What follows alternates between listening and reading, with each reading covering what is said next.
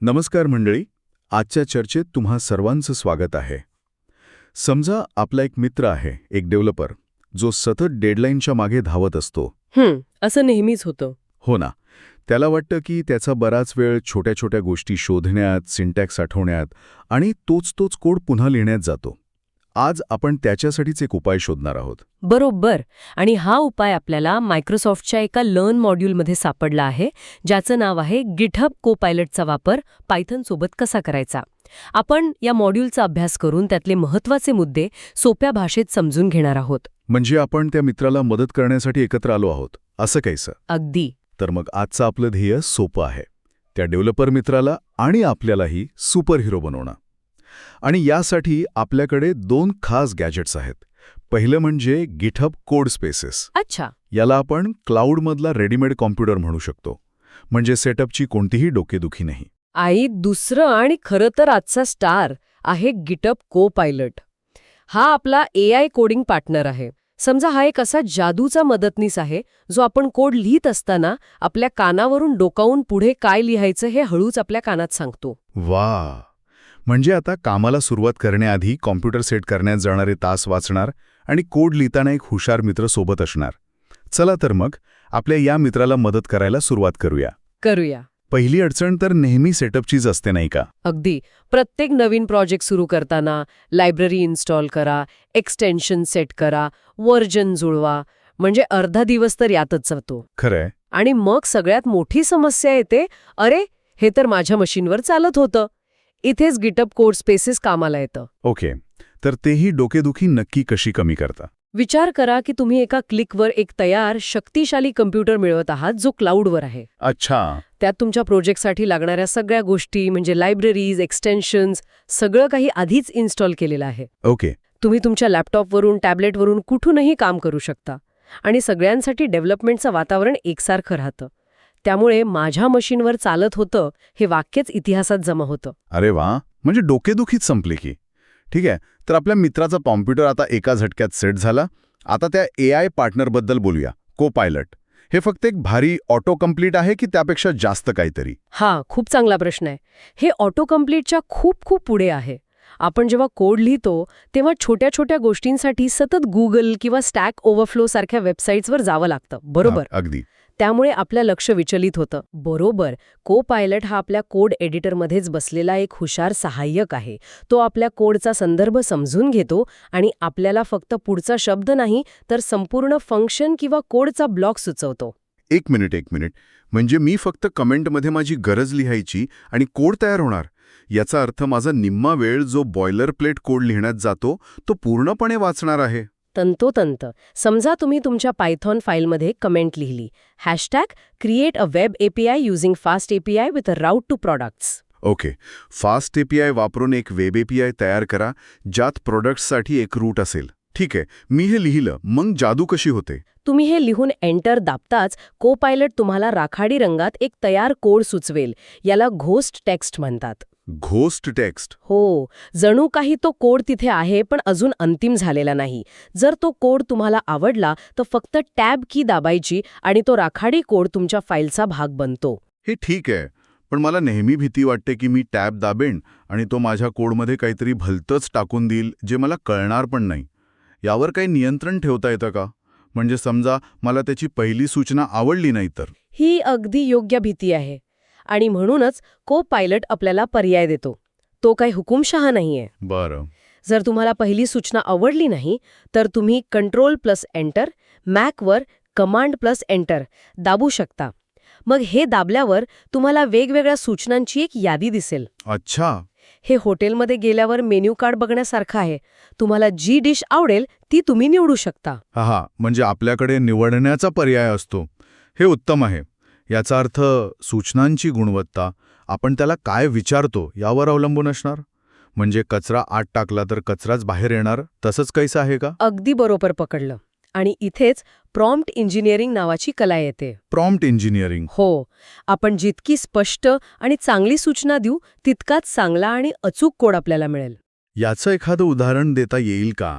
म्हणजे चांगली सूचना आणि वाईट सूचना यातला फरक काय? नक्कीच. समजा आपण एक अस्पष्ट सूचना दिली, क्रिएट ॲन API एंडपॉइंट, म्हणजे एक API एंडपॉइंट तयार करा. ही सूचना खूपच मोघम आहे. हे एखाद्याला जेवण आण सांगण्यासारखं आहे.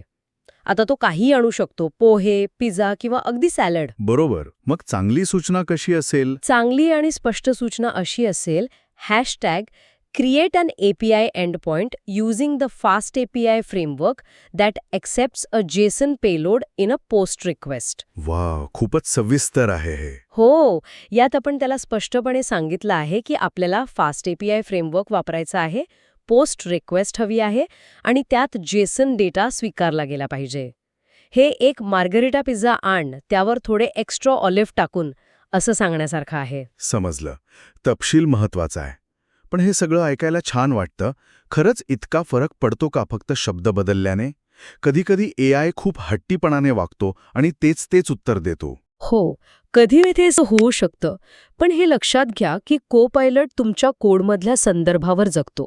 तो फक्त तुमची कमेंट वाचत नाही, तर त्या फाईलमधला बाकीचा कोड, व्हेरिएबल्सची नावं, तुम्ही वापरत असलेली लायब्ररी, या सगळ्या गोष्टींचा विचार करतो. अच्छा, म्हणजे तो फक्त एका ओळीवर काम नाही करत. नाही, तुम्ही जेवढा जास्त संदर्भ द्याल, तेवढं त्याचं विचारविश्व मर्यादित होतं आणि तो अधिक अचूक परिणाम देतो. जर तो अडकला, तर सूचना वेगळ्या शब्दांत मांडून बघितल्यास अनेकदा मदत होते. आणि मी को-पायलट चॅटबद्दलही ऐकलंय. ते काय? म्हणजे आता आपण त्याच्याशी गप्पा मारू शकतो का? हो, जवळजवळ तसंच. को-पायलट चॅट हे एक इंटरॅक्टिव्ह चॅट इंटरफेस आहे. तिथे तुम्ही प्रश्न विचारू शकता, कोडचा एखादा भाग निवडून त्याला विचारू शकता की या कोडमध्ये काय चूक आहे, किंवा यासाठी टेस्ट केसेस लिहून दे. अरे वा. हे तुमच्यासोबत बसून काम करणाऱ्या एका खऱ्या सहकार्यासारखं आहे. म्हणजे योग्य सूचना देणं ही एक कलाच आहे. एकदा काही कला जमली की मग आपला तो मित्र त्याच्या सध्याच्या प्रोजेक्ट्सला अधिक चांगलं बनवू शकतो, नाही का? म्हणजे फक्त नवीन गोष्टी तयार करणं नाही, तर जुन्या गोष्टी सुधारणं. नक्कीच. आणि हेच या मॉड्यूलचं मुख्य उद्दिष्ट आहे. को-पायलट फक्त नवीन प्रोजेक्टसाठी नाही, तो जुन्या, अस्तित्वात असलेल्या प्रोजेक्ट्समध्ये सुधारणा करण्यासाठी, बग्स शोधण्यासाठी आणि नवीन फीचर्स जोडण्यासाठी सुद्धा खूप उपयुक्त आहे. हे खूप महत्वाचं आहे. हो, समजा तुमच्याकडे एक जुना कोड आहे आणि तुम्हाला त्यात काहीतरी नवीन जोडायचं आहे, तर को-पायलट ते काम खूप सोपं करतो. म्हणजे हे मॉड्यूल आपल्या त्या मित्राला फक्त साधनं देत नाही, तर ती वापरायची कला पण शिकवतं. सेटअपपासून ते कोड सुधारण्यापर्यंत सगळं काही. हे सगळं छान आहे, पण त्या क्लाउड कम्प्युटरचं काय? हे सगळं फुकट तर नसेल ना? यात काहीतरी गोम असणार. हा, बरोबर ओळखलत. काहीही अमर्याद फुकट नसतं. GitHub कोडस्पेसेस वापरण्यासाठी दर महिन्याला एक ठराविक मर्यादा, म्हणजे युसेज लिमिट असते. ओके. हे अगदी आपल्या मोबाईलच्या डेटा प्लॅनसारखं आहे. आपल्याला महिन्याला ठराविक GB डेटा मिळतो. तो संपला की एकतर जास्त पैसे द्यावे लागतात किंवा आपला इंटरनेट स्पीड कमी होतो. अरे देवा. म्हणजे काम झाल्यावर आपण जर कोड स्पेस बंद केलं नाही, तर ते आपलं युसेज लिमिट खात राहील? जसं नळाला तोटी लावली नाही तर पाणी वाहत राहतं तसं? अगदी बरोबर. म्हणूनच आपलं काम पूर्ण झाल्यावर आपलं कोड स्पेस इन्स्टन्स हटवणे, म्हणजे डिलीट करणे खूप महत्वाचे आहे. नाहीतर ते बॅकग्राऊंडमध्ये चालू राहून तुमचं सगळं क्रेडिट संपवून टाकेल. आणि महिन्याच्या शेवटी एक मोठं बिल दिसेल. बरोबर. बापरे, हे तर खूपच महत्वाचं आहे. मग हे हटवण्याची प्रक्रिया अवघड आहे का? नाही, अजिबात नाही. हे खूप सोपं आहे. GitHub कोड स्पेसेसच्या पेजवर जायचं, तुमच्या कोड स्पेसच्या नावापुढील 3 ठिपक्यांवर क्लिक करायचं आणि डिलीट पर्याय निवडायचा. झालं काम. थांबा. इथे नक्कीच एक मोठी आणि अत्यंत महत्वाची सूचना असणार, जी विसरल्यास मोठं नुकसान होऊ शकतं. मला असं आतून वाटतंय. तुमची इंट्युइटी अगदी बरोबर आहे. आणि ही सूचना म्हणजे या संपूर्ण प्रक्रियेचा आत्मा आहे. कोड स्पेस हटवण्यापूर्वी तुम्ही केलेले सर्व बदल कमिट आणि पुश करायला अजिबात विसरू नका. हे इतकं महत्वाचं का आहे, हे जरा सोपं करून सांगा. कारण कोड स्पेस म्हणजे क्लाउडवरचा एक तात्पुरता कम्प्युटर आहे. जर तुम्ही तुमचे बदल सेव्ह केले नाहीत, म्हणजे कमिट आणि पुश करून तुमच्या मुख्य GitHub रिपॉझिटरीमध्ये पाठवले नाहीत, तर आणि तुम्ही कोड स्पेस डिलीट केलं, तर तुम्ही केलेलं सर्व काम कायमचं नष्ट होईल. बापरे. म्हणजे हे कॉम्प्युटरवर एखादा महत्वाचा डॉक्युमेंट तयार करून ते सेव्ह न करताच कॉम्प्युटर बंद करण्यासारखं आहे.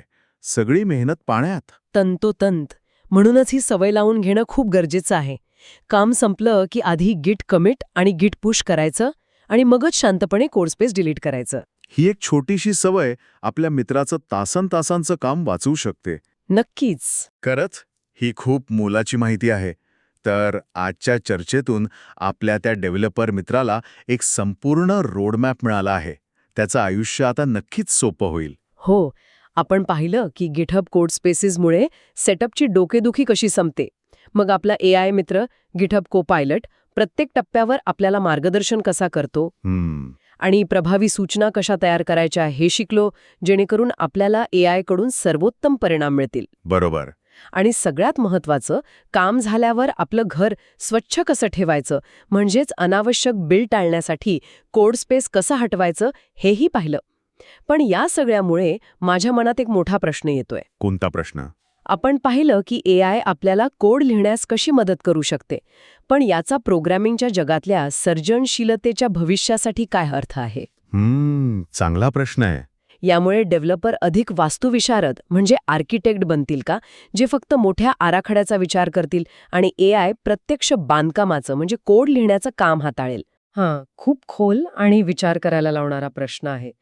मला वाटतं की डेव्हलपरची भूमिका नक्कीच बदलत आहे. आता फक्त कोड लिहिणं महत्त्वाचं नाहीये, तर योग्य प्रश्न विचारणं, AIला योग्य प्रकारे मार्गदर्शन करणं आणि तयार झालेल्या कोडची गुणवत्ता तपासणं हे जास्त महत्त्वाचं ठरेल. म्हणजे AI हे एक शक्तिशाली साधन आहे, पण त्या साधनाचा वापर कसा करायचा हे ठरवणारे आपणच असू. बरोबर. AI आपल्याला कंटाळवाण्या आणि पुनरावृत्तीच्या कामातून मुक्त करेल, जेणेकरून आपण अधिक मोठ्या, अधिक गुंतागुंतीच्या आणि अधिक सर्जनशील समस्यांवर लक्ष केंद्रित करू शकू. याचा अर्थ डेव्हलपरची गरज संपणार नाही. नाही, पण सर्वोत्तम डेव्हलपर तोच असेल जो AI सोबत सर्वोत्तम प्रकारे काम करू शकेल. अगदी बरोबर. आणि ह्याच विचारासोबत आपण आजची चर्चा इथेच थांबूया. आशा आहे की यातून खूप काही नवीन शिकायला मिळालं असेल. लवकरच भेटूया पुढच्या वेळी एका नवीन रंजक विषयासोबत. तोपर्यंत कोडिंग करत रहा आणि नवीन गोष्टी शिकत रहा. धन्यवाद.